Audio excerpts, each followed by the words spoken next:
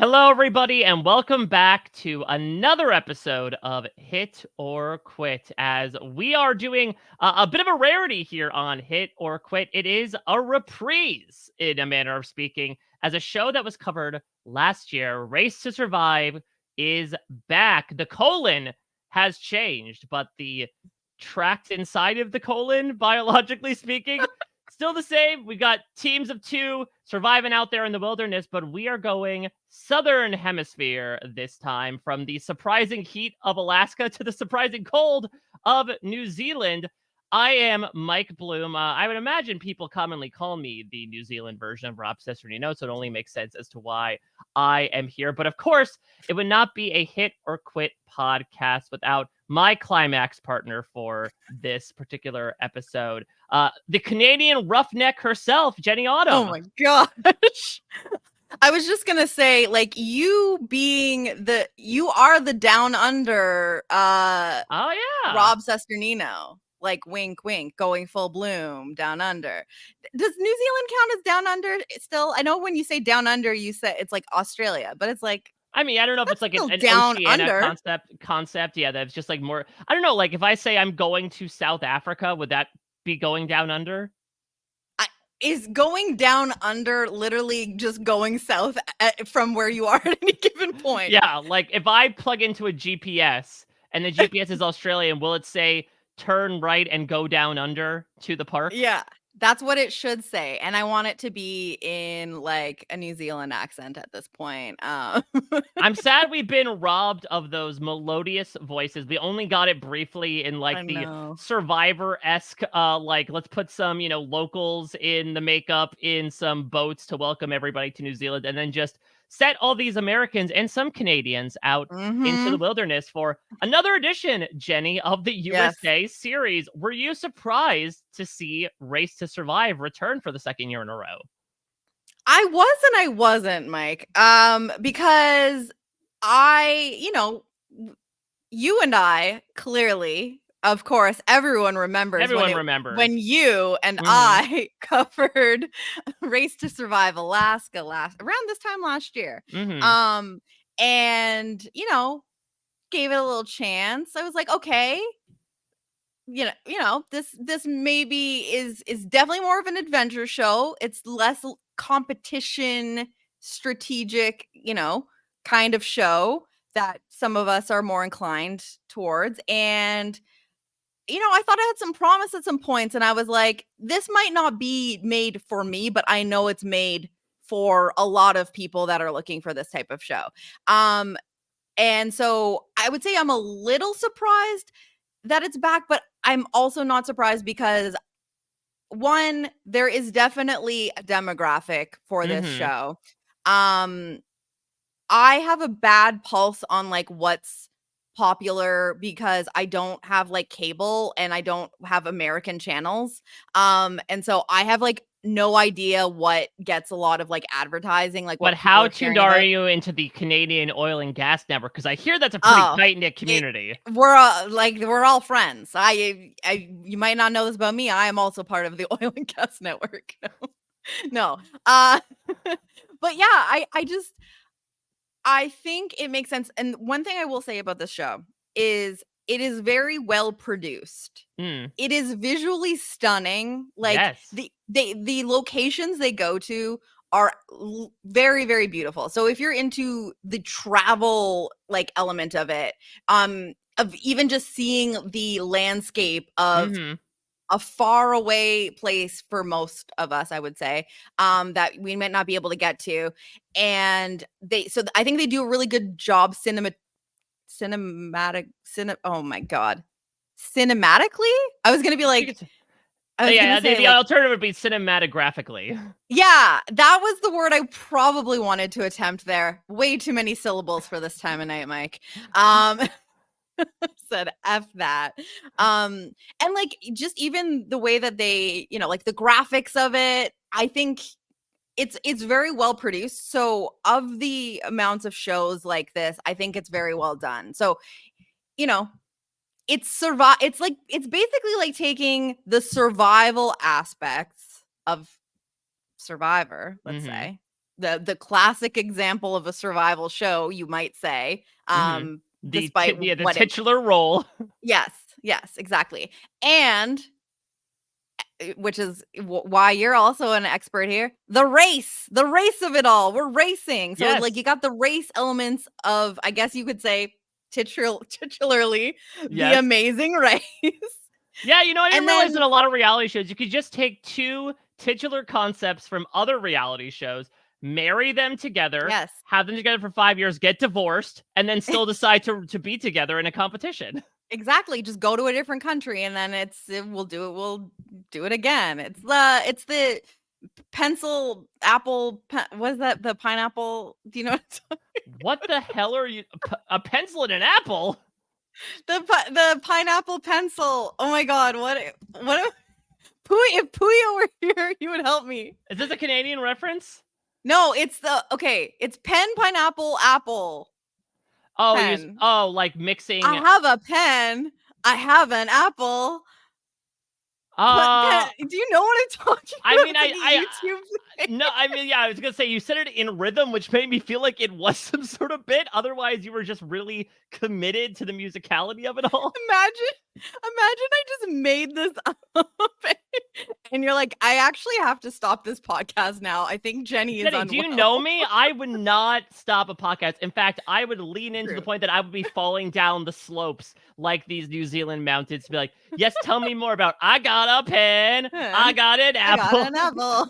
And so that's my analogy is to take I got Survivor, I got a race to survive. Yeah, New Zealand. exactly. And then we just need the two, and that's you know what they actually should Yeah. have done in branding: race the number 2, survive. Oh, yeah. Like go full Fast and Furious here because that's Exactly. what the Yes. teams are doing. So yes, as Jenny so eloquently described, Was which that I know you say you're eloquently? not in. Yes, you say you're not in oil and gas, but Jenny Autumn, you are a natural resource as far as I am concerned. But if you don't know this show, or if you might not remember, again, its installment last year. Basically, it is teams of two people who know each other. They are almost always either like adrenaline junkies or do survivalist things as part of their livelihoods, or Yeah. just as a really good hobby. They are stranded in the remote wilderness of a one specific location. Last time it was Alaska. This time it is going down under, maybe to New Maybe. Zealand. And basically, they're on this like 40-day escapade where they're going to be stranded out in the wilderness the entire time. And they're going to go through a series of legs. Some of you heard this before, where the last team will be eliminated. Mhm. But it's more so those like really anticlimactic legs of the Amazing Race where like two teams get out hours ahead Yeah. and there's no suspense as to whether they'd be eliminated, and some other teams really fall back and it's like basically more between about them. Yeah, it's more about who will not make it. Yeah. Which I mean, that could be that, that is suspense of its own, especially if you get really invested in some of these teams. I would say that like, to the point of the survival aspects and the race aspects, it's like taking those things from the other shows that they're an element of, and then just like ramping it into high gear because this is pretty extreme, I would say. This is honestly, I have watched a lot of reality TV, and Yes. I'm so lucky that I've gotten the opportunity to turn it into some sort of relative platform. Jenny, I think Race to Survive might be the hardest reality show I've ever seen in my life. It is absolutely wild. They are not only, doing extremely physical tasks in terms of navigating like wild terrain, Mm-hmm. they are surviving outside. Everything is on a pack in on their back the whole time. And they like that's it. They're just, and then each day you get 12 hours of race time because I guess you can probably for safety reasons, only Yeah. safe to do so when the sun is out. Exactly. Like I imagine when the sun sets, and maybe that's also maybe not true considering that these people are sleeping the night, but like I would imagine the wild animals are just ready to descend upon these poor North Americans. I mean, are they choosing the locations strategically so that they're not putting them in danger of being mauled by a bear? Are there But bears they in were New not Zealand? they're I mean, There's gotta be, right? I don't know. there's some pretty burly men there, that I would consider. I mean, Alaska, it was like bear capital, or at least, as far as it's Yeah, concerned. So, yeah, they only get 12 hours, but to your point, I mean, previously, and we'll talk about maybe some of the big changes between seasons here, yeah, they had, like, these, scant rations. They had what, like, survival downtime, basically, where it's like, "Hey, if you checked in early, you ended your leg, you basically have to wait for all the other teams to finish. So, like, take your time, forage, fish, hunt, do whatever you need to do to, like, satiate yourself before you can move on to the next leg, because it all kinda, like, washes the slate clean, and then it begins anew with the yeah, next leg. A little bit of a different twist this time. We go more new era style, I would say. But yeah, watching this show last year, it was going to be a tough premiere to one up by comparison, because I don't know if you remember, Jenny, the events of the premiere of Race to Survive: Alaska, but a woman probably came the closest to an on-screen death that I have ever yeah. seen. It Even past was Beast Mode Cowboy style, where she told her boyfriend on the way to being airlifted out of Alaska, "I'll see you in heaven." That's how yes. bad it was. Yes, literally, we thought we were watching someone I mean, that we were watching someone think that they were passing away, Yeah. which is wild. Yeah, it's in terms of drama and intensity, there was no way you could match that, and, um, I don't know, maybe they don't want to. Maybe I mean, I guess they probably This don't time we'll want. kill 2 people. There will be 2 people that think they're going to one thinks they're going to heaven, the other thinks they're going to hell. "I'll see you in Oh, hell." yeah. They're, "Hey, like, baby, yelling. you know what? Maybe Creighton would say that to Paulina. Yeah. "Paulina, I'll see you I'll in see you in hell." hell, you son of a bitch." Yeah, and you know what? That would have been entertaining, but I think from, a player safety standpoint, they were probably glad that they didn't have to get anyone airlifted on day 1 of, this particular race. Yeah, but like, just looking at, again, I will go back to my thesis statement, which is just how wildly difficult this show is. I don't remember the Mm, specifics from last season, but think about race 1, the first leg of probably what, like 6 or 7 that they're going to do this season, consists of immediately from the jump, charge across a muck laden bog and then paddle down an 8-mile canoe trek. Then navigate a 12-mile forest labyrinth, climbing ultimately up 6,000 feet. Then traverse an icy and snowy alpine pass. Then nothing. go through an entire other obstacle course of like a free net climb into like an alpine ropes course, and then jumping 40 feet into water where they're like your claustrophobic nightmares become a reality. You have to squeeze through a 11 foot-long inches. chasm. Now, maybe that's where the bears are. And then finally go 11 miles down class 3 whitewater rapids. Any one of these individual tasks on its own would be probably the hardest thing the majority of us would ever do in our lives. They're doing all 5 together on the In first leg 2 of this. day in 2 days. Like, they at the beginning of this premiere, we get the narrator, and it's very like National Geographic, Yeah. like nature docuseries type narration. Who narrates this? Um, I feel like I don't he know, he but it's he has such a Brian voice. I feel like his name is his Brian. name is Brian. I was like, "Which Brian are you referring No, to he here?" just it just Just feels he like, just sounds like a Brian. yeah, Okay. you know how people Uh, talk and you're like, I could tell your name just by the way your yeah. voice sounds. Like, I could see Yeah. your mouth form around the syllables Brian when you're asked to introduce yourself. I could just visualize it. It's like how, some people just look like certain names. Like, I get Yeah. mistaken for, like, the handful of names if people don't know my name. I don't know why, but it seems to be a thing. Yeah, so, like, we get the, description of all of the things that they're gonna do in this first leg of the race, and he's like, "This will take at least 20 hours," and it's like, "Oh, just 20 hours?" It would take me 20 years to Yeah, do all that. it would take me 20 years to have the guts to even agree to do any of these things. Are you kidding me? Well, It's like, especially because even though, Jenny, we might be eating as an audience watching these people, they're oh, not. The yes, big this is the new twist. the big difference coming into this is, as I mentioned before, last season they were at least given like a preliminary set of rations Mhm. to work with and subsist on until they inevitably run out. This time, they're starting with Bupkis. Technically Mhm. speaking, they left with nothing in their bags and everything in their bellies, but I think they Those provided packs more. did look full though, I would Those say. There was things definitely looked stuff in there. like, my god, remind me of, like, the Happy Mask salesman from Legend of Zelda. Just like some of those guys felt like they packed everything in the kitchen sink on there. Very oppositional, again, to the Amazing Race typical one backpack strategy. But Yes. speaking of strategy, that's where this comes into play, is that, and I'm trying to remember if we did this a lot in Alaska, Jenny, but it feels more prominent here, obviously. Throughout each leg are these cash points where Yes. you're basically sacrificing time and basically position to go net yourself food and rations. And so the big strategic thing to talk about with these teams over the course of this episode is like, okay, if you're further ahead, do you risk losing out on an advantage at the end of the leg by stocking up on food now?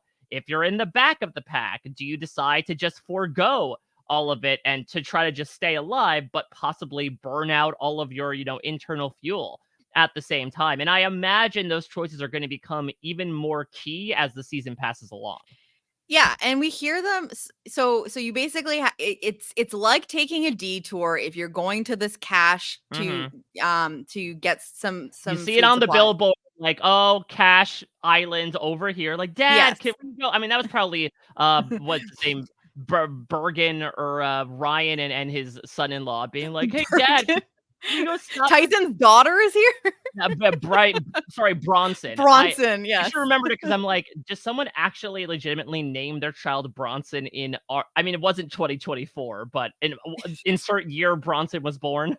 Well, Bronson is married to someone who I believe like Ryan's daughter, who I believe her name is Brinley. So this is like a Gen Z like from Utah sounding couple if I've ever heard Bronson Yeah, and Brinley. and they were Um certainly saying "burr" as they climbed those mountains. facts. There you go. I gotta say, listen, one of the reasons why I was happy to come back on here again is Yes, of as a course. Again. massive Lord of the Rings stan. We live in a Lord of the Rings based household, my wife and myself. I'll take the opportunity to see New Zealand when I can, which was so miraculously shown as Middle Earth over the course of that absolutely indelible, rarefied air perfect film series. I know Josh Wigler was recently there, so maybe I could have asked him some Yeah. advice as to, how he personally swam through the 11-inch chasm, which does sound like a euphemism the more I say it. But I mean, just getting to see the sights, to your point, was awesome, and I love the Yeah. contestants getting to do so as well.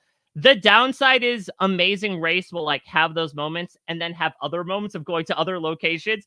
Will the view get old for these teams? Yeah.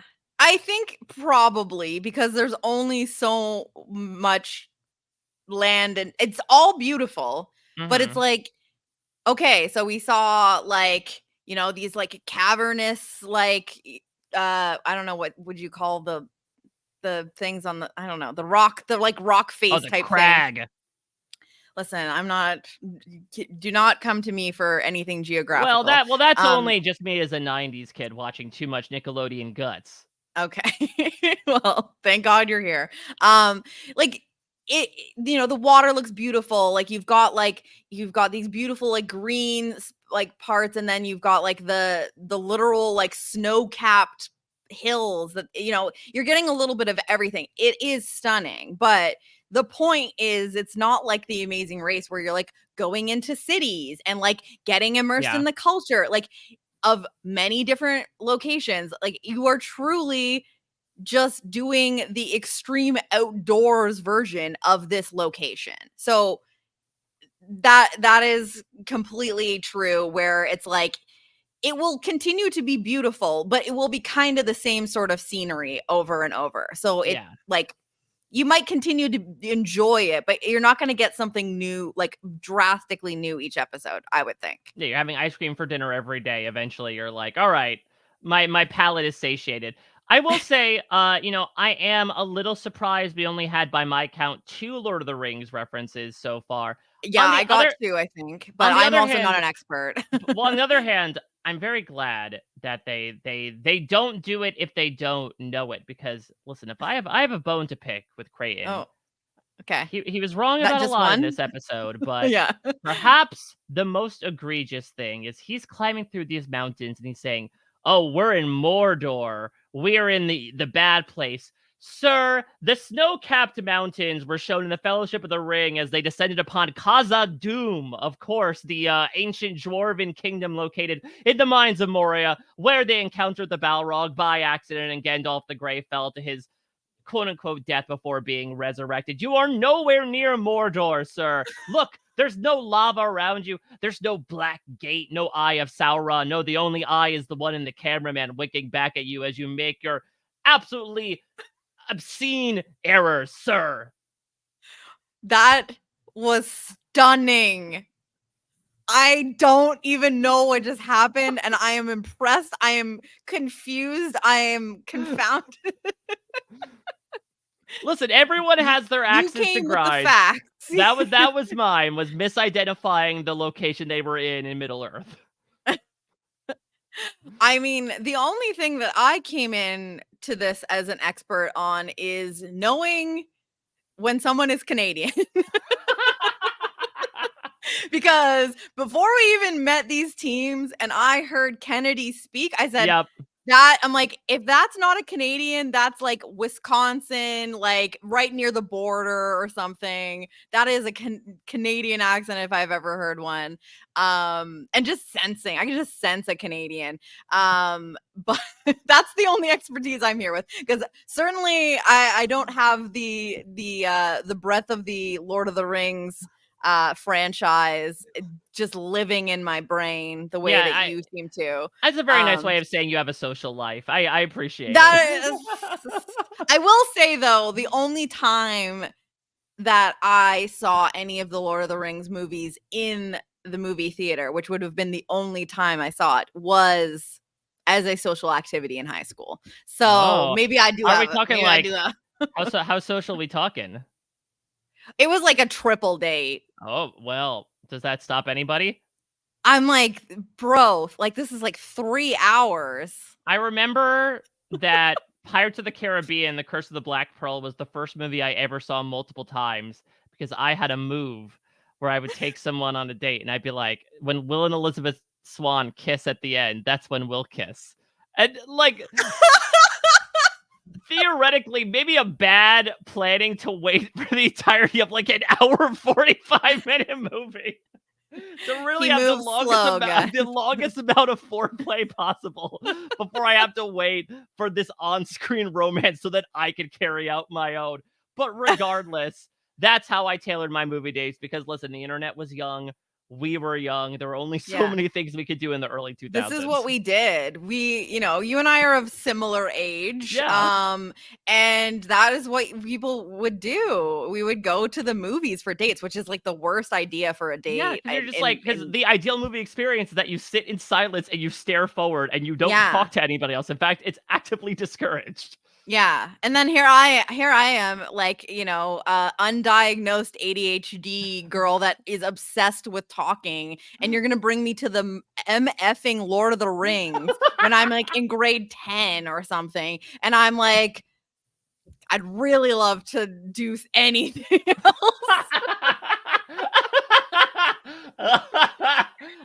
So I'm sure I spent the entire time being like, is there going to be some making out at any point here? What are we doing? So I might not have stored all the details of the storyline Jenny was to interested in get exploring another 11-inch chasm. please, please. I live in reality, okay? Well, let's talk about some of these. I feel like it's easiest to talk about like to break down the episode through the teams that we saw. Yes. Perhaps these reality TV daters as they were, even though I don't believe any of them are couples this time around. This will be fun for us to go through together because again, I am not super interested. I say this on every friggin' show I cover on Hit or Quit, that I tend to zone out during challenge type things. That part is not for me. I can only get so much entertainment of watching like the same like 2 or 3 teams of 2 very fit men pass each other. Like there's only so much of that my brain, it's like watching Lord of the Rings when I'm on a date. But I love characters. I just love people. And so I want to know the dynamics between these teams because, you can take a show like this. My concern with this type of show is because it's so rigorous and extreme, like you've said, literally it has to be one of the hardest shows. You have to cast very, very specific types of people for them to even have a chance to do anything in this show. And that already narrows the pool of the kind of casting you can get. Whereas like now, even with like new era casting of some of these shows where it's not like we're only casting, like extremely physically fit people on like Survivor or whatever. It's like you can't get away with casting people that are not equipped for what you're doing. And so because that narrows the pool, I'm always worried. I'm like, are these going to be compelling TV characters? And that's where the limitations are. So I spend a lot of these episodes, trying to like dissect what the situation is between some of these people, and we don't get a lot on some of them. But I left this premiere being like, I still am confused about the dynamic between several of these teams. 7 of them. Which 2 did you not feel exactly about? 7. There were 2 I completely understood. 7 of them, no idea. Well, let's get into it and see if we can identify the 7 let's for work through Jenny. this together. So we're going to go through, we have a PowerPoint slide up. So if you all forget the names and faces of these people, we have a visual aid. And so we can follow along. We're going to go in the order of how they finished. Now, here's the other thing that was, I'm not a Taryn Armstrong. I'm not going to get onto a complete soapbox here, but I'm going to like raise myself on my tiptoes as I stand below it. Like, can we eliminate a team in the first episode? I know, like, again, technically we did last season. It was under extenuating circumstances, but still. That was what I was trying to remember, because I was like almost shocked when we didn't, like when the episode was ending and it was just all of a sudden it was like this season. I was like, what? Wait, no one is leaving yet? We don't know how this is ending. And I was trying to remember what happened. And I obviously remembered, I'll see you in heaven and the medevac of it all. But I couldn't remember if that was, the only elimination that happened in that episode. But it was. And so, yeah, perhaps they were never, ever intending to end episodes that way if this is how they did this one. They want the cliffhanger. It's like, we're hardly going to get to know some of these teams anyway. I feel like also it was so obvious like which ones were ahead of the pack. It was like, I would love some sort of result at the end of this. I would like at least to know like who gets, because the other thing that happens is they, like, I think they said the first 4 that get to the like final crate get like survival. Yeah, they get like survival tools. Maybe it's like a better tent or something. Yeah. I would like to know what they got, so that feels like, okay, I have answers to something here. And then like we've narrowed it down to a couple of teams that are probably in contention to be eliminated here. I don't know how much it matters that we have to wait till the next episode. I felt like it was a long premiere for us to not have any sort of elimination. I mean, ideally, I think this would have been nice to like do 2 episodes at once. I know they do this with a lot of like Paramount Plus shows as an example. It's tough because this show is going to premiere at 11 p.m. on a Monday night, so I don't think you can really like put and it's also 75-minute episodes this season, I believe. So like you can't consistently book content for that first week out to like 1:30 in the morning. But I do think maybe it's in retrospect, it'll be best consumed in sort of a block when you know the immediate action in the next episode. Yeah, that is very, very fair. But Yeah, I just found that I was like, okay, let's get this going. Like, I want some results here.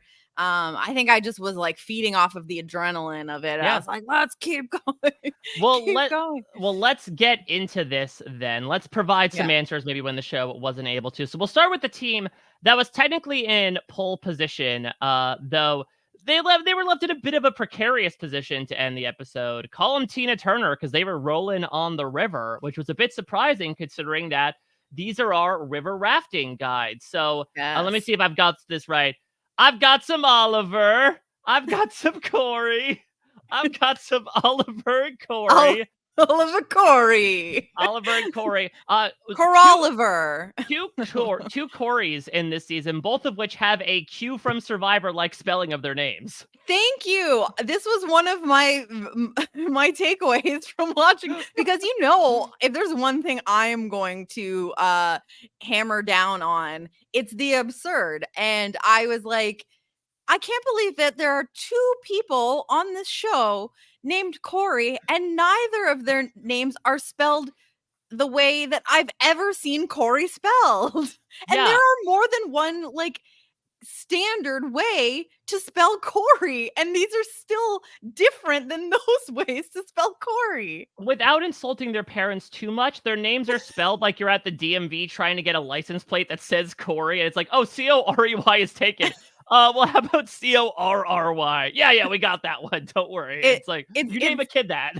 it's giving like, the 2010s writing on a Starbucks cup, like the Mhm. barista just like effing with you, and just being like, I know how to spell this name, but this is a thing. People take photos of their Starbucks cup when their name is spelled wrong.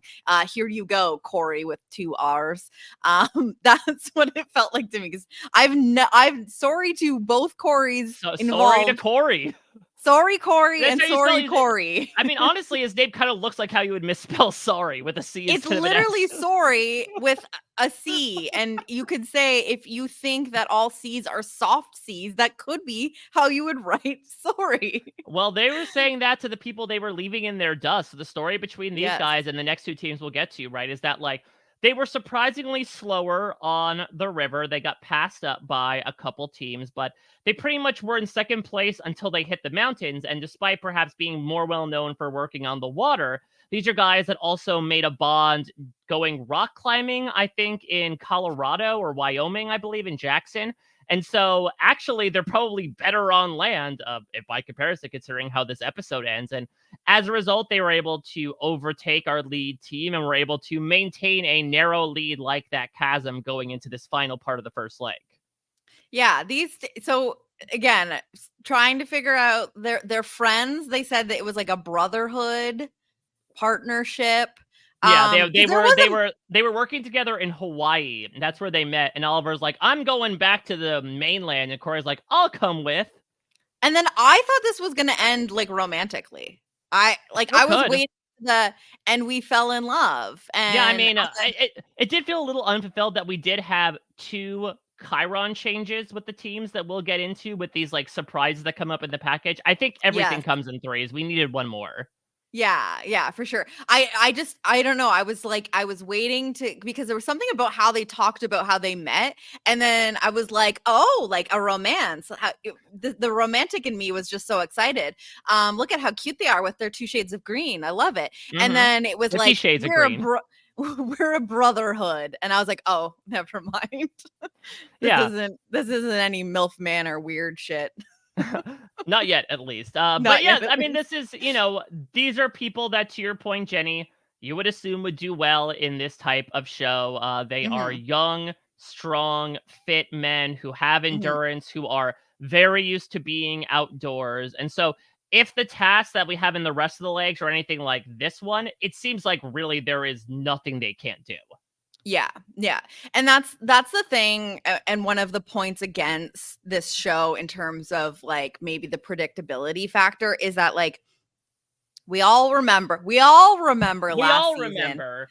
the Alaskan brothers. Yeah, It the was Gnome two Bros. it was too obvious that it was like, this is their habitat. Like they're from this area. Like they know it. And they were just so like the ones that everyone felt like they had to beat. It was just such an obvious thing. And it was like, and then they ended up winning.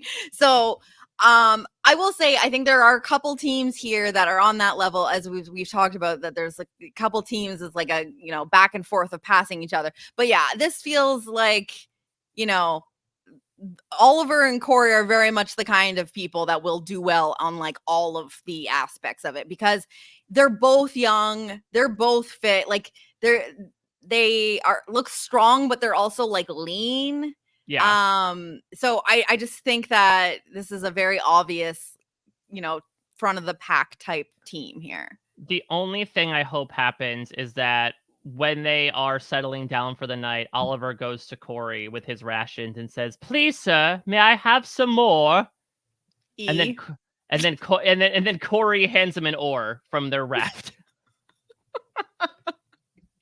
Can I have some ore? You're awesome.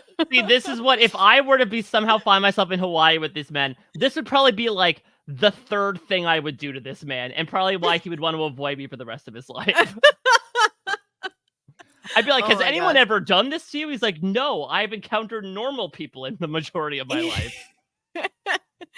And you know what? They would have like that. That's such a great bit, because you can do that. You can do some ore. It's Yeah. It works on they so many have. levels, in my I opinion. know, Mike. You're just next level. Like Thank the you. the cylinders that you fire on, you're built different. Yeah, they're lubed up with something else besides oil, not coming from Canada. Well, let's move on to our next pair. And you said, yeah, I mean, this really was like a 3-horse race in it at the top, which is Mhm. probably the most exciting part of the episode. And let's talk about the team that made probably one of the biggest surges of the entire episode. Ryan and Don't Call Me Braden Bronson. So And it's can I just again, while we're harping on people's names, which I've already been mean to Bronson. And I mean no offense. It's actually kind of a cute name. The spelling of it I take personal issue with, because my phone does not want me to write it that way. When I was mhm, taking notes, they wanted it to be Bronson, yeah, Bronson, like action Bronson. Bronson. The only Bronson I'm personally familiar with. Charles Um, Bronson, of course, if you're a fan of older Hollywood films. right. I've never seen Bronson. Um, and it my phone would refuse to write it that way, and it was frustrating me. So Well, I think that's another the reason why it might worst. have worked is because we are talking about Ryan and Braun's son-in-law. So this Yes. was one of our See? revelations in the editing, right? Was that the guys, as they were sort of passing them on the canoe, were yelling out that they were the father and son team.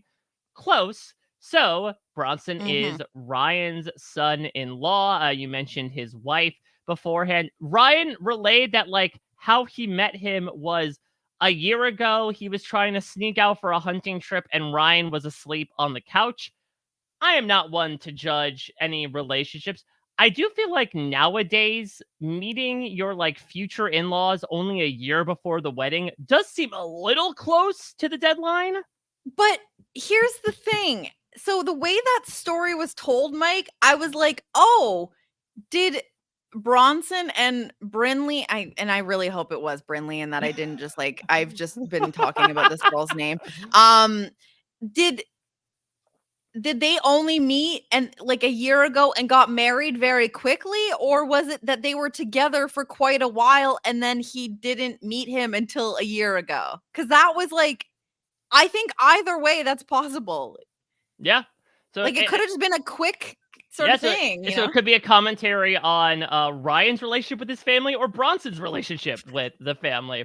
Really, Yeah. who's to say? But these two clearly bonded over hunting. They made a lot of jokes about how like I can't show my face around these parts if I come back, and we end up losing this thing.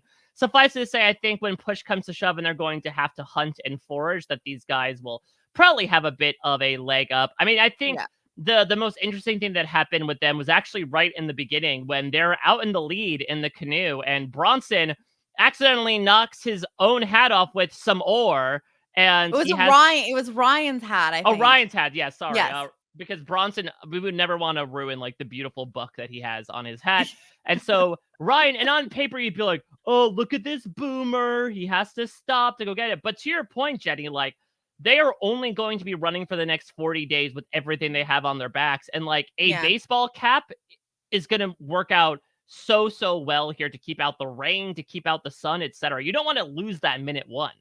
Yeah. Like, imagine the sunburn that you could get from not having a hat. In the moment, I was like, "Oh, it's just a hat." And then I thought about it, and I'm like, "You're not getting that hat back, you know? Yeah. Like, it's not like there's a hat cache in the next leg, you What if know?" there was though? Like, I think they could sweeten the deal. Like, I think they need Luxury. personal offers where it's Yeah. like, okay, Ryan, here's your hat. Paulina and Creighton, here's a divorce attorney that you can sit down for arbitration with. Take your pick, guys. Is it worth Yeah. it to you? Emilio, here's some Ben Gay. Rub it on your aches and wounds. Oh my god. I mean, it's a brilliant thought. But yeah, like, and also the position they're in, and you hear these top teams eventually kind of talk through it where they're like, do I really as long as I'm like near the front of the pack and I'm not in any danger of being eliminated, like, am I going to, not have food and Yeah. risk, like really putting myself behind for other reasons later just to make sure that I'm number 1 at the start? Also, we see that, we saw this a little bit in the first season where it's like, if you can, if people decide they want to get strategic and they want to work with other teams to try to like disadvantage another team or like hold them back a little bit, um that could happen. So it's like, maybe you don't need to be showing off how, extremely good you are at everything from the start. Although I do feel like these 3 teams of men were still puffing the chest out a little bit, but Hmm. I just think now in hindsight, after I thought about it, I was like, yes, going back for the hat made sense. I don't think it really, impacted their position that much. Well, what's interesting, Jenny, is you ask like if you're out in the lead, why would you not stop to take care of a cash? And this is one of the teams that didn't do that, and it Yeah. was because they like saw the other two teams in sight going after the cash, and they're like, okay, here's our chance to take the lead. To your point, we'll see how well it works out. Basically, their chances of coming in first place on this leg come down to them beating out 2 river guides on a river. So I think it's going to be a little bit of tough sledding, gentlemen, but if they're able to like sneak through at the very end, then I think the risk will be worth it. Otherwise, they're basically out, an additional set of rations. Yeah, yeah. You know, I mean, these are 2 men that are familiar with hunting. So, but again, I don't know what the situation is out there in terms of food. That is yet to be seen, but I mean, I care about the dynamic part of it, and I Yeah. want to see, because one of the fun things about like the true father son pair from last year was like, just seeing them kind of like rip on each other a little bit, being like, oh, Right. you're holding me back, old man.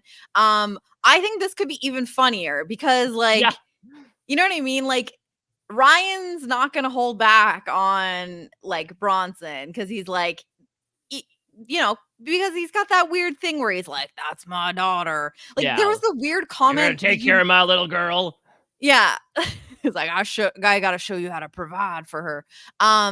Did you notice that when they were talking, we get their like little meet them package thing. Bronson says that if he does bad at this, that like Ryan may take his daughter back, as if like it's Oh, like, right. I realized, pardon me? yeah, I think Ryan probably was listening to Harrison Butker's commencement speech recently. I was like, Right? yep, you tell him. Yeah. Yep. I'm gonna take my property back, sir. To which Ryan had the right response, being like, I don't know about that, but you might not be invited for Thanksgiving. It Yeah, was just which like, doesn't make sense. I wonder if they hunt their own Thanksgiving as well.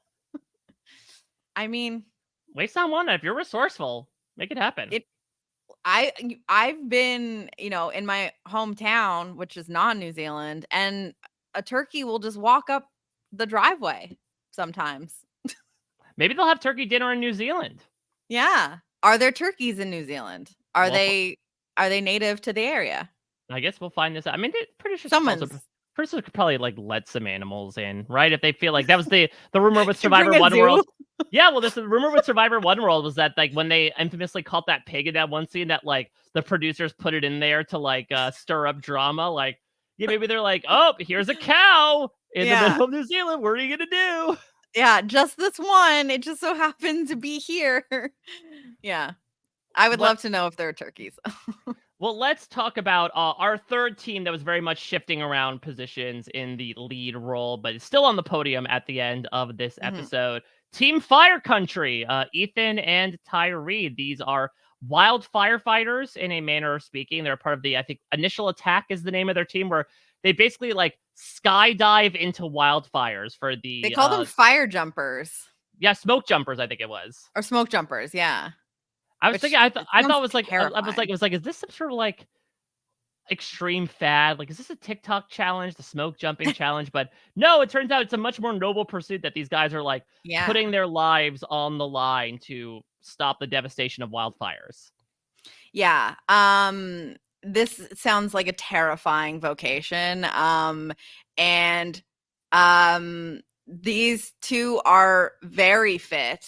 Yep. And I will say firefighting is like such a like this is where I'm gonna get ridiculous when I come start. Yes, Yeah, this please. is where I'm going to start getting You have ridiculous.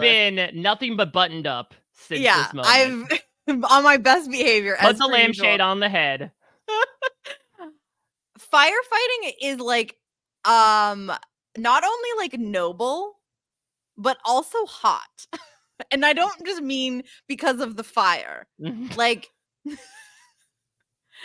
and I'm just gonna say I'm appreciative of the eye candy that we got here on Race to Yeah. Survive New Zealand. The mustache is doing it for me. Listen, we might not have cows native in New Zealand, but we've got some beefcakes this season. Yes, we do, baby.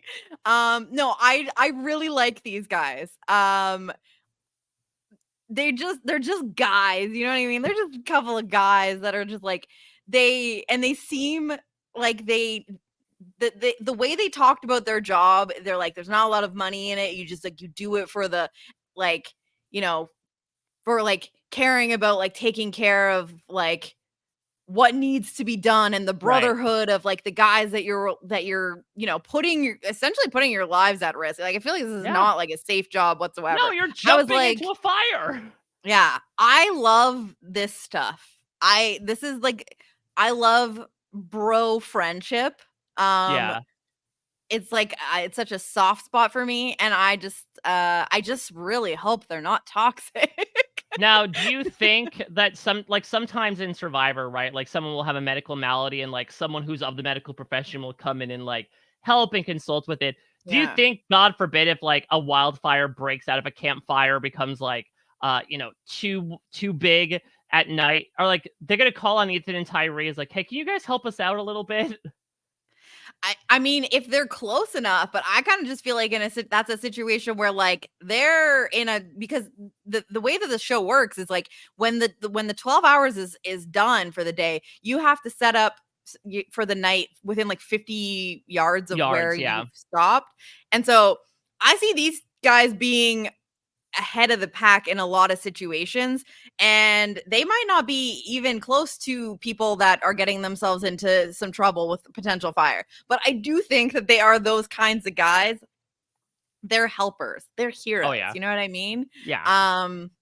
Anyway, I enjoyed them. That's all I I'm gonna like them. say. I think from like of the top three teams, I think they were probably giving me the least in terms of personality, but it wasn't Yes. exactly nothing. I am looking to hopefully get a little bit more out of them as the season goes along, because I imagine they're going to be here for quite a long time. That's the thing. Is like I don't think they're not here to wow you, but these are like just two good guys that are going to be good at stuff. And I like you said, I think they'll be here to stay for a while. I think most of their content will be like the bro competition with the other like bro teams, you know? Yeah. Like we even hear this being talked about with like, you know, all these guys are like really really fit, and then like we're like a little bit like leaner, and like they're gonna have a lot more to like carry and stuff like Mhm. that. You know, they're all like sizing each other up. We're already getting this like bro competition. Oh, yeah. But anyway, I have a soft spot for firefighters is all I'm saying. Yeah, I think the most personality they show was, like, I believe they were the ones that were really heckling the other teams during the initial canoe leg, like, they were the ones shouting out to them, so, yeah, if they bring Yeah. more of that, like, jocular energy to them, I think we're gonna have a fun time. But listen, we talk about Ethan and Tyree, not really popping a lot on the screen. Let's talk about maybe a bit of a step down even more in terms of that. Now, these seem to like two good guys, like a really interesting story. So this is Corey, this time spelled Coree, and Jeff. So the story is that Corey is a sponsored professional athlete. I believe he's a runner. Yeah. And basically, like Jeff had wanted to do ultra marathon training, and Corey was his former trainer. Corey was asked to do this show and decided to pick Jeff as his partner. Yeah, I love the like flex from Corey where he's just like, I am a sponsored athlete. Like I could have picked anyone to do this show with me, and I picked Jeff for a reason. And you know, they have this beautiful unlikely friendship, Hmm. and Corey really feels like if he's going to do something like this, he wants to have someone there that he feels like will have his back. And just the experience of going through this together is like really important. And so yeah, I like, are they best friends? Like I just, again, I'm like, We don't know the what goes into relationship the decision of this? well, Like because who do you take? usually what the lower third is for them, with a couple of exceptions, is usually like either is the thing that brings them together, right? Like Yeah. for Corey and Jeff, it's ultra marathoners. So they're not Hmm. necessarily saying like friends slash ultra marathoners. They're more so leaning into the shared hobby or job over like who they actually are in relation to each other. I mean, you say, if Corey wants to do something like this, I guess my question is, should Corey want to do something like this? I ask this question a lot whenever like professional athletes go on to these physically taxing reality shows. Yeah. There's a chance this guy could really injure himself. But considering his body is his career, that could like really jeopardize a lot of what he has going on. I mean, I guess it's in exchange for like a lot of exposure from getting to put himself in the spotlight here. But Corey, I am praying for your ankles at this moment. Well, it's the thing, like, even just, like, if you're suffering from, like, a not eating enough aspect, and what that can do to your body when, training has so much to do with, how you fuel yourself, and, like, how like, when people do shows like this where they're suffering for however many days and not eating very much, like, how long it takes them to rebound from that when they get back. Um you have to think about that beyond the idea that he could injure himself. So there's a lot to think about there, but I also think that this show attracts the type of people that are just like, they say yes to anything that is like the most badass shit that they've heard. You know what I mean? And Yeah, it's that's like, so I, true. I I think just the opportunity more so than even the exposure, because I really just don't think that anyone's going on this show. And this is not meant by any offense, like with any offense, like I don't think anyone's going on the show being like, this is the thing that's going to give me my big break in my like Hmm. career of whatever. I truly think the people that you're going to get on this show are the literal adrenaline junkies that are just like, I I say yes to every opportunity, every adventure, and I just like, balls to the wall. I will do everything. And this sounds like the craziest opportunity. So I think that Hmm. that's probably playing into it, and maybe which might be why it's like maybe not the best decision to make if you are, your livelihood depends on the health of your body and the ability to perform athletically, and what could happen here. But I mean, they have to be signing crazy waivers. Oh, I'm Like sure. this show, I know that you have to do that like on a lot of these shows. this has to be the craziest waiver. There's so many situations that I'm like, Yeah. that could be death. That could be death. Yeah, That could fall be off a death. mountain, drown in the river. Hell, fall in the muck and not be able to get up and, like, Yeah. perish right there, right then. It's so I can only imagine the ways that this could really like turn out poorly. But that these people are just all about, the hardcore like challenge that this is. So I don't think that that's even a consideration. They're like, yes, absolutely yes. Well, you talk about a team that says, no matter what the circumstances, I'm going to say yes to doing this. Oh And no. no one represents that more than, in my opinion, the stars of Race to Survive New Zealand so far. Paulina Yes. and Creighton. So initially, They say these yes they say yes. for a They moment. say I do in more ways than one. But they are initially just billed as adventure athletes. It's a little bit of a weird, ubiquitous term that I'm like, okay, I'm excited to get to know them more. And then we get this background, and they say, I met Paulina 6 or 7 years ago at the party, and I saw this woman with big hair. Creighton's like obsessed with Paulina's hair. He will Yeah. consistently talk about how big her hair is Yeah. throughout this episode. And then we go on to say, we dated for 5 years. We were married for 2. We got divorced. And 4 days later, we got the call to do this show. And the lower third lovingly changes to adventure athletes slash exes. X's. Yeah. I mean, Jetty, I think if there's like one hook to bring you in through the rest of the season, it's gotta be this. I Oh have yeah. to see how these two people end in terms of their relationship this season.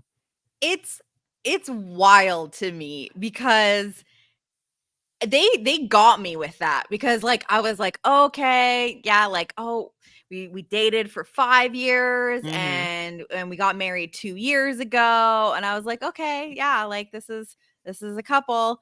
And then they hit me with the and then we got divorced and 4 Yeah. days later I was like, oh shit. And it it was awkward. I've already seen so many awkward interactions between these 2 where it's like it's still I'm like psychoanalyzing. I'm trying to figure out like are they good? Was this an amicable kind of thing where we're like we're just not soulmates anymore, Yeah, And right. like our lives are putting us in different directions. Or is there a little drama but like they're crazy and they just want to they're like, "Hey, when am I ever going to get asked to do this again? This is the kind of stuff that we would do. Like, why not? One last hurrah in the New Zealand wilderness." Yeah, they're going in different directions, and Crane is leading them in the exact opposite direction as they should be going. Yeah, exactly. Yeah, I mean, we're starting to see what might have happened here. I need so much more context for like what happened. So I do hope that they stick around so that I can get some more information on what happened. And yeah, like I'm sorry, I just can't imagine. I'm someone who in a lot of cases, maybe to a fault, like to remain on good terms with exes. Uh-huh. It's the people pleaser in me. Mhm. Um it's the, conflict averse part of me. Sure. I still cannot imagine wanting to do something like this. First of all, maybe I just can't imagine doing this In in any general, yeah. scenario. But I still just, like, can't imagine, like, actively agreeing to put myself into a situation where I'm on television, on a team, like, with a recently divorced ex. That's crazy. Has there ever been like, I know that there's been couples on The Amazing Race that are, like, maybe not doing so well and then shouldn't have done, this as a time to, you know, test things. But Mm. have we had literal divorced couples before? Yes, actually, in the Okay, very first I because 'cause think I'm actually, not I yeah, I fell off on Amazing Race, so it's I like actually I'm missing believe history. one of the first teams in The Amazing Race, Frank and Margarita, they were a separated couple at the time that they Okay. were racing. So, yeah, one of the first teams in Amazing Race history So was we're a going back to separated the couple. well. Yeah, so, I mean, but this is like the ink has not dried yet on the divorce No. settlement by the time 4 days later. That's the thing for me. It's less so about like maybe if they took the time and realized, okay, the only person I could do it with is you, like, we know how to work together to a certain extent. Let's try to put things aside and do well here to win $500,000. It's another to wait like less than a week after you decide to go through this like momentous shift in your life to be like, you know what? I think we could go on this reality show together. I have a feeling this is It's exactly what a we great need to idea. just really settle the score and be able to move on in a clean way. All right, so Jenny, we got to call our shot here. So, two options. Paulina and Creighton decide to give it another go at the end of the season. Paulina and Creighton decide to never speak to each other again at the end of the season. Mm. Which is more likely at this moment?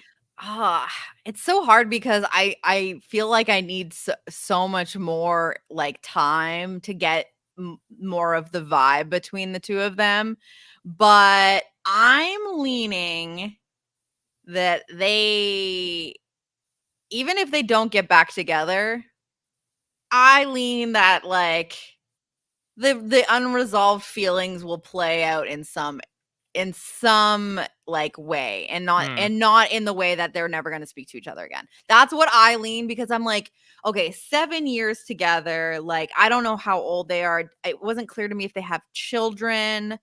Um and so I'm just sitting here thinking, I'm like, hey, maybe they just needed a life-changing situation to uh you know realign, Uh-huh. because sometimes that's just what needs to happen for some people. Sometimes people just, in a relationship, like one person needs to go through some sort of like, because sometimes it's not even like both people need to go through something. It's like the one person like goes through something, and then it like changes the dynamic of the relationship for the positive. Um, I see a scenario where these two, they maybe just like, because things weren't going well, they're like, we're gonna get a divorce, Mhm. and being out there in the raw wilderness, Ooh. back to their roots.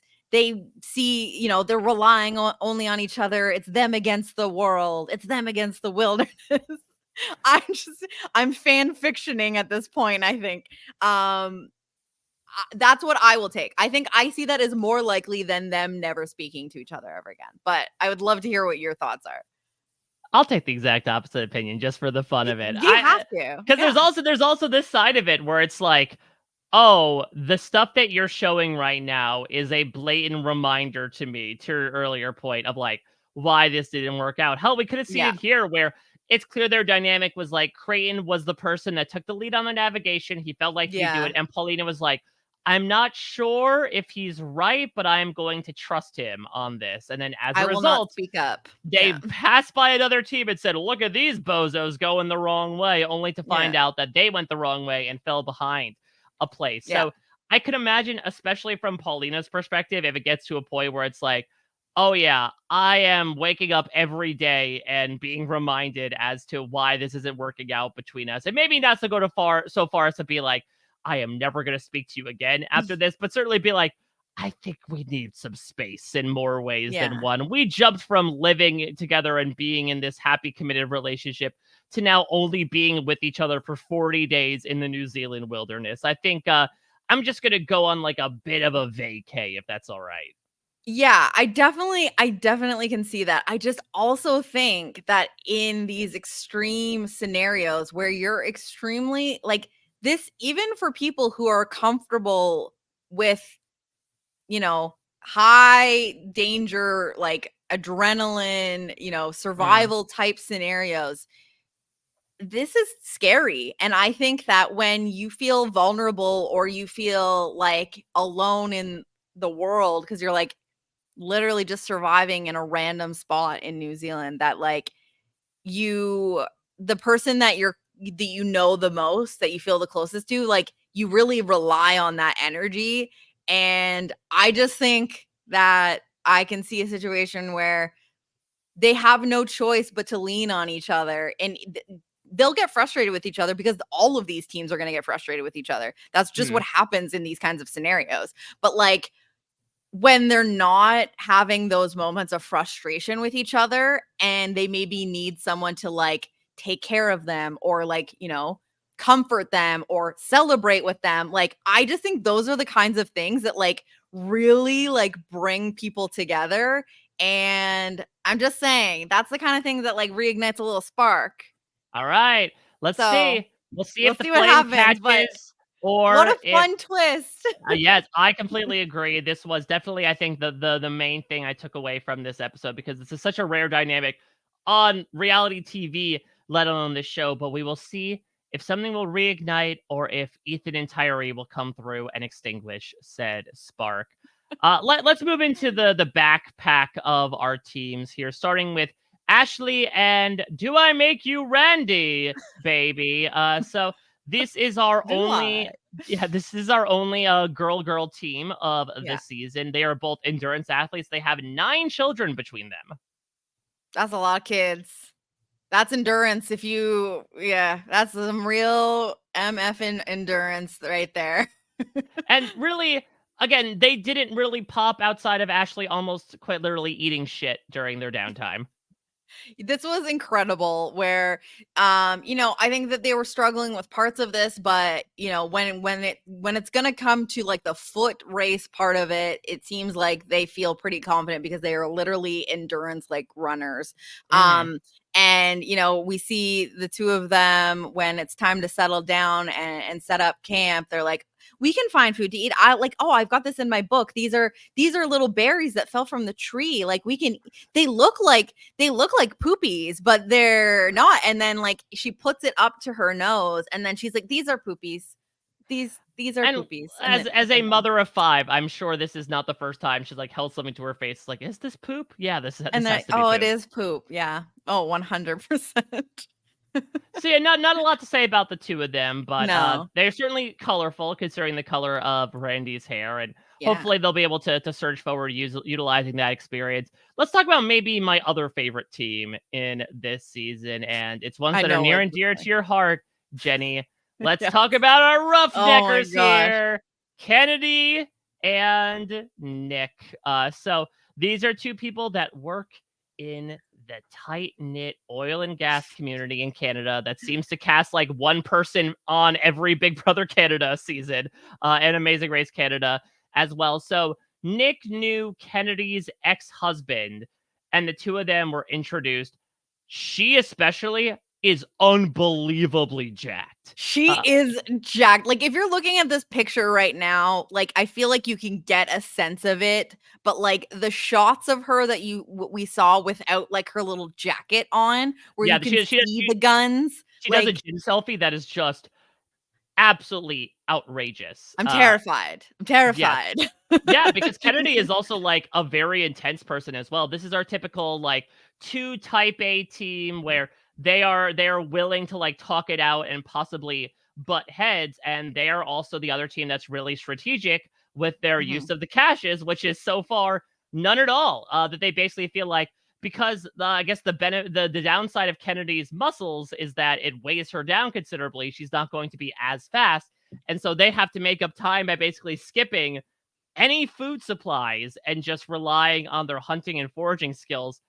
Jenny, I just have the slightest inkling that may not be a good decision soon enough. Yeah, and I think that early in the race that there are equalizer opportunities later, and you should not be passing up early opportunities of stockpiling and getting nutrition into you in order to give you stamina to keep going. And I really think that if you know that you are currently in like the front half of the pack and you're not really worried about, you know, being at extreme risk of being eliminated, you should absolutely take the food early on. Yeah.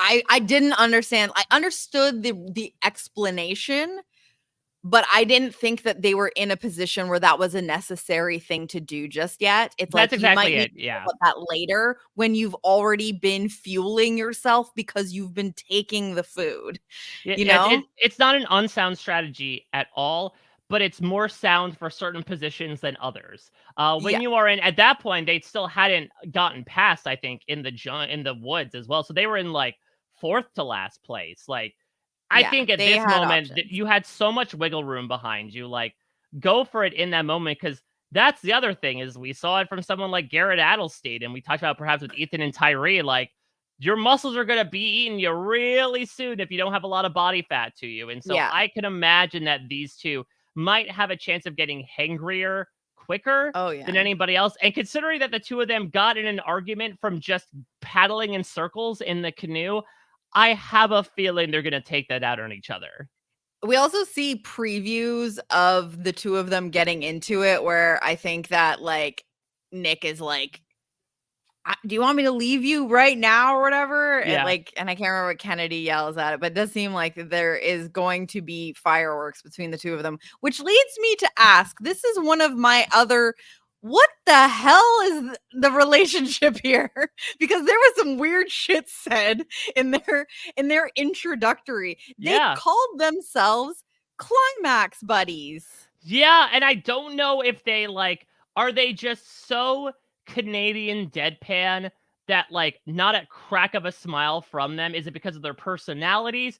Because, good God, if there was ever a reason to unearth "That's What She Said" from when it was dead and buried and beaten by Michael Scott 15 years ago, it is the fact that Kennedy said, and I quote, "We climax together in different types of ways," to which Nick replied, "There you go. We're climax buddies." To which I'm like, I think that she's doing innuendo. I think she's saying, like, we are adrenaline junkies for activities. We love doing stuff like this, and they love the climax of things, and they love climaxing together. They love And climaxing together, mess be damned. I think that she's also insinuating that they're I don't know if they are in a relationship, but in the very least, I think they might be friends with Yeah, that's the climactic thing. benefits. I mean, that's hard though, because like, how do you deal with like an ex-climaxer who's also your friend, right? Like, Well, I don't is know that they're Kennedy just friends. They training might have out just climax buddies? listen. Canada's small. There's only so many options. This is how I'm sure. Like I like, Mike, I don't know if I can say this. Oh, I was you once can and I you was will. once climax buddies with someone in the industry. They probably know him. That's it might even be Kennedy's ex-husband. Oh my How do I god. know? Who would have thought that? Yeah, Kennedy might have dealt with the man whore of Canadian oil and gas himself.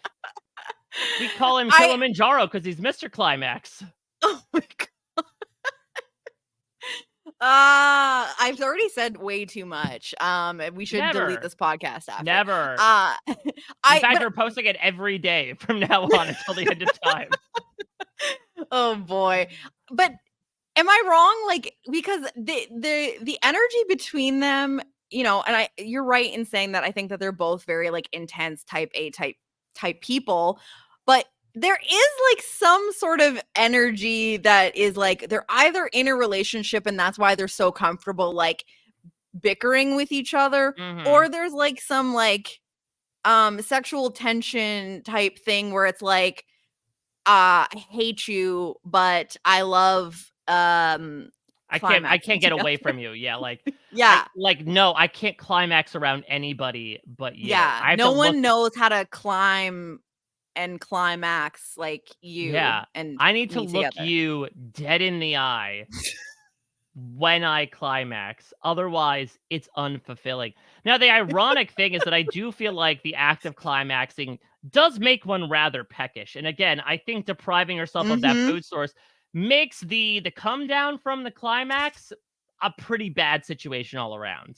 Yeah. That like amateur mistake here. You are going into this knowing that there are going to be many climactic opportunities, Mhm. and you're gonna run out of steam. We already hear that there's stamina issues in this Yes. pair. Yes. So what are we doing here? Yeah, like what's the rate of retention with these two? How many times do they climax a day? I don't know. I don't know. I think we're gonna find out. I really hope that every episode is just them making up these very obscene innuendos and just trying to get away with it, considering that it airs at 11. Maybe this is the reason why the show airs at 11 p.m. on a Monday, Yeah, because they of said Kennedy and Kennedy Nick. and Nick are here. This is what happens, you bring the Canadians in, and we're just wild as hell. They're just Absolutely. saying these things with their straight face, and we're just like, "I'm sorry, what? Can we Yeah. They elaborate come on that they're our point?" neighbors to the north, but they're making a lot of mentions of stuff, below the border, if you catch my Exactly, drift. down under. Down under. Well, let's move to the teams that are, trying to make their way out from down under here, as maybe our discussion may have ironically enough climaxed with the two of them, because we do have Stefan and Mikhail, I believe is how his Mikhail, name. I think it's Mikhail Mikhail. is Yeah, the name, yeah. is how his name is pronounced. They are climbers. They're from New York. They Climbers, feel not climaxers. exactly. They Yeah. feel that being from New York gives them a boost of speed, and yes, all of us in the tri-state area are fast walkers. Doesn't necessarily help when you have to make your way across like a murky bog. Yeah. As a result, they're in second to last place pretty much from the get-go. They decide, okay, let's skip our cash because we don't want to necessarily fall behind anymore. But as a result, we could already see these guys are starting to deteriorate, and it may eliminate them in the process. Yeah, I'm worried for these 2. They seem like great guys. I like that we have not just like outdoors, like typical outdoorsy guy. Like I like that they're from the city, and it's a little bit different. And I like that they don't just do the exact same thing, which leads me to wonder, is that a help or a hindrance? Because we hear um Mikhail saying like Stefan's the survivalist, like he's the one who's going to be able to help us survive out here, and like I'm the marathon runner. And whereas like I think a lot of these other pairs, like they have similar strengths. It's like we are the ones that are like kayak, like we're good on Mhm. the water, or like we're both like My job is endurance kayak. runners. My job is my job is climax. um I'm just Nick. Anywhere else I'd be a dick. oh man, if we've ever needed the hit or quit wand off, it was now. But Yeah, that's get your this wand is off more like. yeah, get this in. This is what I'm wondering though, because it's like if only one of them, if Stefan's strength is like the survival element, and he's not maybe as fast Mm. as Mikhail is, and Mikhail's like, I don't know what the hell I'm doing out here in the woods, but I am a fast runner. Like, is that just, you're a little good at 2 things, but you don't have the like combined powers to be really good at one thing to like keep up? Because I feel like a lot of these teams, like, you know, they're like really going to bring it in one area, and so they're relying on being like the best at that element of the experience. And I just worry that it's like if you have 2 people that like are bringing half of something to the table, does that just make them overall not able to like keep up with some of these other teams? No, I Because think they that's a look like they're fit, you know what I mean? Like yeah. they're fit, they're young, like by all, like you would think that these are 2 guys that should be keeping up with the other guys, but I just think that maybe there's something missing. No, it's a really salient point, and this is where I think things really diverge from The Amazing Race, where in The Amazing Race, you ideally want that well-rounded team that Right. encapsulates a lot of different skills, but it's because that you are presented with a variety of tasks, sometimes by yourself, that you wanna have sort of all your bases covered. Like this person can do this. This is Yeah. their strength. Yeah. Not necessarily on the case with Race to Survive, where not only, again, are you together the entire time, but also it's a relatively limited set of skills. It's Yes. hiking, it's navigating, it's maybe swimming and navigating the water, speed, endurance, and like Yeah. that's basically it. You're And not then facing surviving. yeah, there's no dance challenges, there's no Yeah. puzzles that you'll be dealing with. So, Memory. yeah, exactly. Oh, You just then maybe there is. I mean, I guess you could use that with like map skills, but I don't know. but I think that, yeah, you want to, like, be very focused and do well across the board in that specific set of skills. So, we'll see, yeah, it's not like, Mikhail can, like, pick Stefan up on his back and run at a certain point if Stefan's slowing them down. But if he can, I would like to see it because that sounds very impressive. I mean, yeah, Kenny and West did it once upon a time in the Challenge Rivals final, and so I always wanted to see it happen again. So maybe Race to Survive might make my dream come If true. they can make it out of this, maybe. Well, let's finish with a team that is facing an absolute nightmare right now, and that they are trying to make a surge, but they have pretty much been in last place since the very first thing that they did. It is Emilio and Heather. And Jenny, you talk about like what are the relationships between these teams. Probably one of the most unique origin stories, which is Heather owns a gym. Emilio started coming to her classes and And unprompted giving her grades. just heckling her. He's like literally he's a professional heckler is what I've learned. Which is just like wild to me. It would be like if you or I hosted a podcast with somebody that like is consistently adding us or sliding into our DMs, like low key insulting the stuff we do. Yeah. Just like correcting us throughout the podcast, being like, actually, when you said it, like, oh, sorry. Yeah, that sounds like a nightmare, to be quite honest. What is their relation? Because again, I was piecing a lot of this together throughout the episode because we were getting the like personal story packages at different points in the Yeah. episode for some of these teams. Yeah, Heather's came in 3 minutes before the episode ended. I'm like, oh, okay, I guess. Which is why I was like, okay, we're getting ready to eliminate these people. Yeah, because I thought for a second, like, okay, maybe when I saw there was like 10 minutes left, maybe we'll do a little bit of like a hurry up, yada yada towards the end where everybody checks in. But nope, once we hear like a personal story and leave the two of them on the side of the mountain for the episode, I realized all too late that we were in for a cliffhanger. Yeah, yeah. And again, we know that Heather is a single mom. She talks about her son Sean that she's doing this for. She had her son pretty young, and I know that there's an age difference between the two of them because there's a lot of reference to like Emilio being like the oldest guy out there. He's like 56 or something like that. So that's when I'm starting to like piece together. I'm like, okay, are they a couple? Are they friends? Like, what is the situation? Because I even see them getting like sassy with each other a little bit. And I'm like, yeah.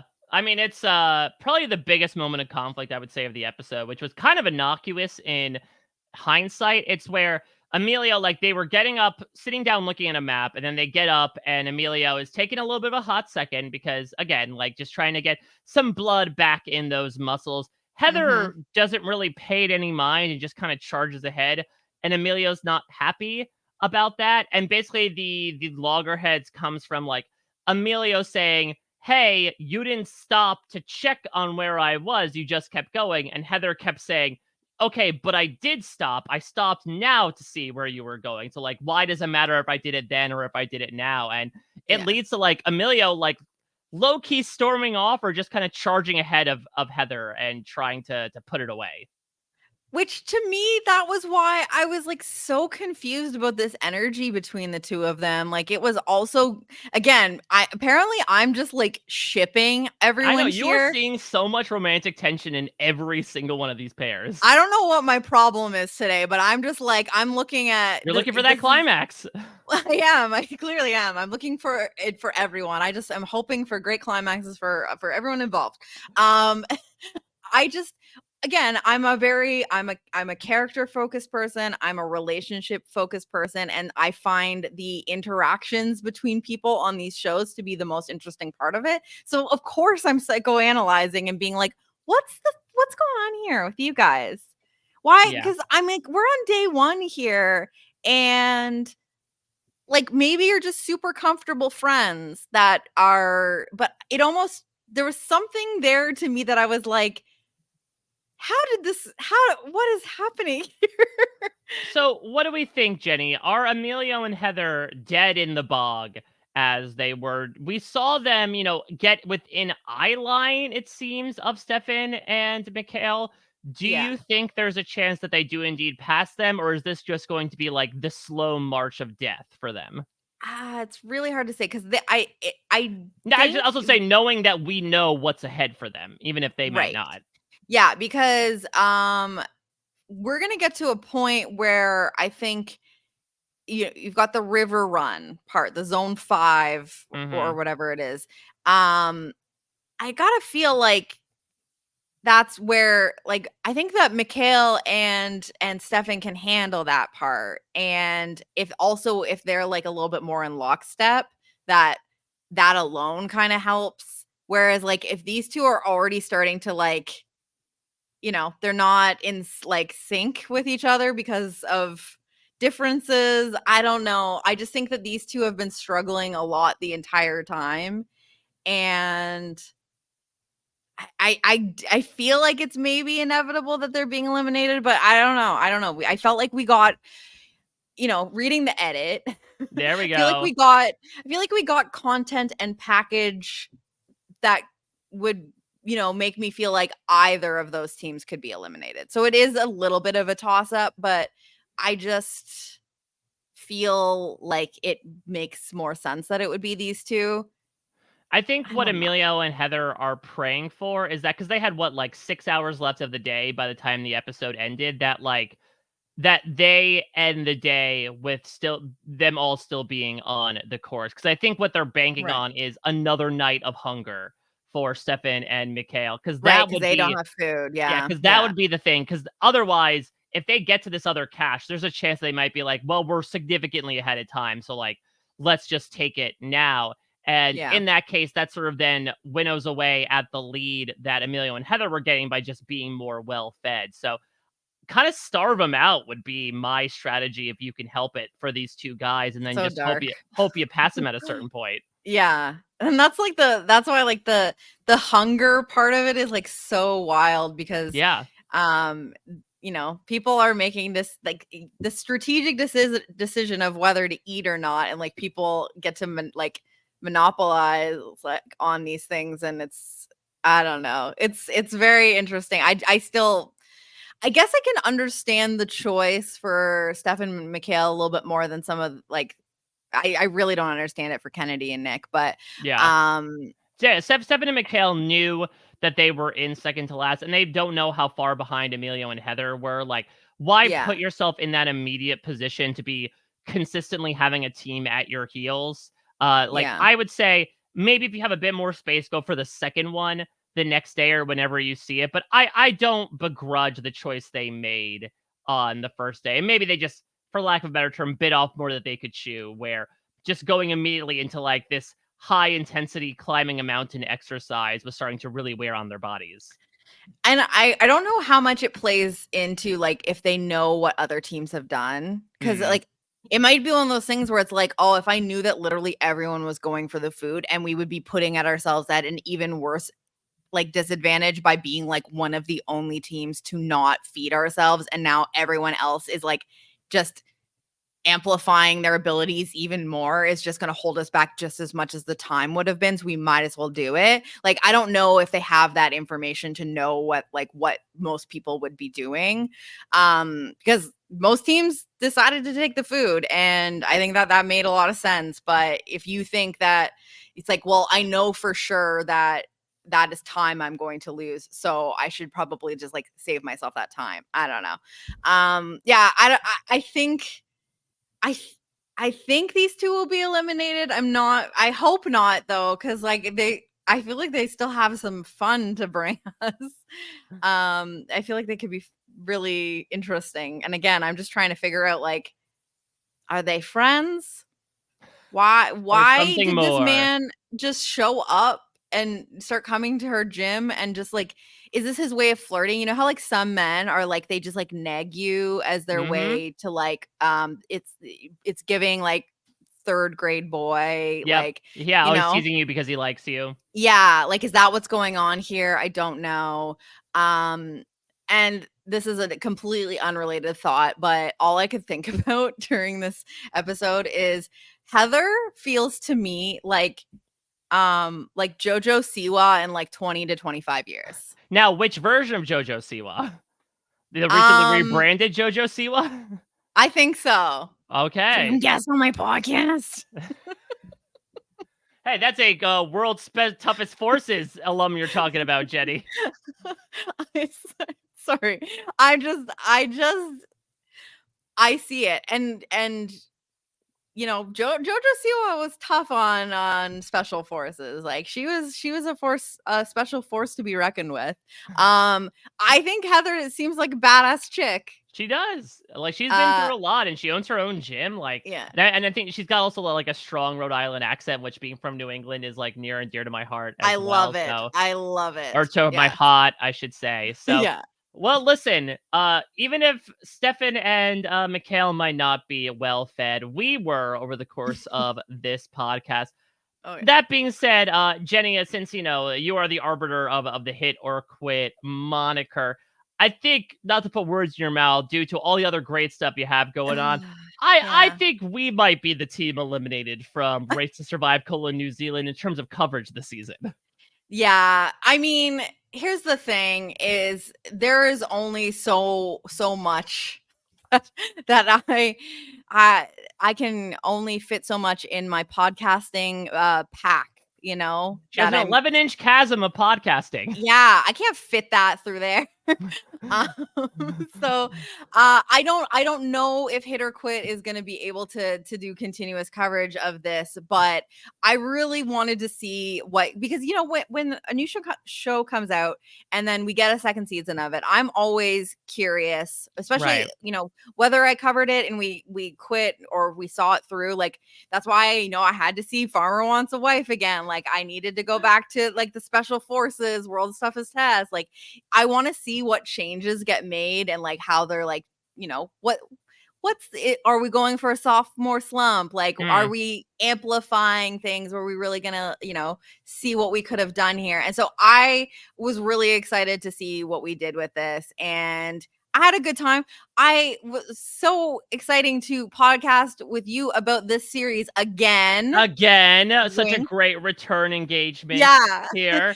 So, I think that because there is so much going on with Hit or Quit, I don't know if this is gonna be a continuous venture, but I will be keeping an eye out on what happens because I have so many questions still. I agree, and more questions will be raised. Apparently, one team's gonna get disqualified as well, so I'll be Yeah. intrigued to see, like, what rule that breaks. So, who knows? Maybe we'll find ourselves towards the tail end of the season catching up if it turns out to be something real juicy. But otherwise, Mhm. Jenny, as you mentioned, you have so much other great stuff going on. What do you have covered here on the Hit or Quit, like, mini network within the RHAP Oh network? my gosh. I never considered it that way. So now I feel very stressed out about that as a concept. Yeah, it's been a busy time over here on Hit or Quit. We've just finished up speaking of people being almost potentially disqualified, we just finished our coverage of Dondi, Deal or No Deal Island over here on Hit or Quit. Rob and Chappelle and I had a great time covering that season. If, Survivor is about to end, if you did not watch Dondi because you're like, I can only handle so many islands during this. I have an island quota, and it's I have set at island 1. quote. Just one, sorry. Um, I highly recommend it. It would be a really fun and easy binge, and I really we had such a blast podcasting about it. So that has been just recently wrapped up over here on Hit or Quit, and Chappelle and I, we're going strong with coverage of The Goat on Amazon Freevee. What a strange mess that has An been. Mike, we got to absolute get you on to talk about that Oh, at yeah. some point, by the way, because Absolutely. I love the GOAT so much, like, it's it outkicked its coverage even amidst this, like, wackadoo cast to create some, like, simultaneously serious and non-serious reality TV. It's something to yeah, truly behold. Definitely check it out. It's on Freevee, which ergo makes it free, but it's also yeah, on Prime Video as well. I think at the time of releasing this, 4 episodes are out currently of yeah. the TED. And of course, check out Jenny and Chappelle's coverage. Who wouldn't want to listen to those two talk about absolute nonsense each and every week? Yeah, that's essentially what you get whenever Chappelle and I podcast. So it was like it just felt too right. It was like just take these two absolute messes of nonsense speakers and like give them the weirdest and silliest show. So that's been a great time. Check that out. Make sure you're following me, I guess, on social media. I don't know if there's something else coming down the pipe. Yeah, Oh, yeah, don't be a Creighton and Paulina. Follow. Don't go the yes. other direction. Exactly. And also speaking of the pipe, Worst segue. You will occasionally find me on coverage of MILF Manor on the 90 Day Fiance feed. Speaking of the Chappelle pipe, yeah, I know. So Chappelle, like I Rob, just imagine you at Lord of the Rings oh leaning no, over to someone saying not like, this. "Have you got Michael, the pipe?" enough of the listen. I'm not here for a ring. I'm here for one thing only: I've got the pipe, the and then you pipe. make your hand into the shape of a wrench. How big's the socket? Or the cocket? Oh no. Not the socket or cocket. See, this is Could that be like the new name of the podcast? yeah, from the makers of Hit or Quit. Here comes Socket or Cocket coming this fall. Well, no, Emphasis please on don't. coming. Yeah, don't use that. Climaxing this fall. This is the part where we let people know that you can cut the last few minutes. Sorry to the plugs. We can't keep Sorry with the this in. C. Sorry with the C. Anyway, yes, MILF Manor coverage on the 90 Day Fiance feed. Puya is driving this mess because he is the conductor of the Hot Mess Express, and this is some messy business. And so we'll have like rotating panel, including Rob, Chappelle, me, whoever can make it at any given point is here to talk about the MILFs that are in Canada. Canada is, making a name for themselves in the oil and gas Yeah, I wonder, is there anyone industry. in the oil and gas industry on MILF Manor? Possibly, I don't know. Not anyone I was familiar with, at least. But so make sure you're subscribed and checking that out. That is the other nonsense I am up to these days, and that is basically it. It's keeping me very, very busy and delighted. So, but I'm glad that we were able to make time to do this because wow, what a time this has been, Mike. This has been. We took a show that like is not messy and somehow made this like such a messy podcast. Yeah, like they were bleeding coming out of the bog, and we just like covered ourselves in so much by Yes. the end of this. So you can follow what I'm doing at a Mike Bloom Time. Of course, I'm talking Survivor on the B&B and interviewing. I'm doing the same for Amazing Race, which also just wrapped up its 36th season. Had a great time there with Jess and Rob. Came to cause his own brand of chaos.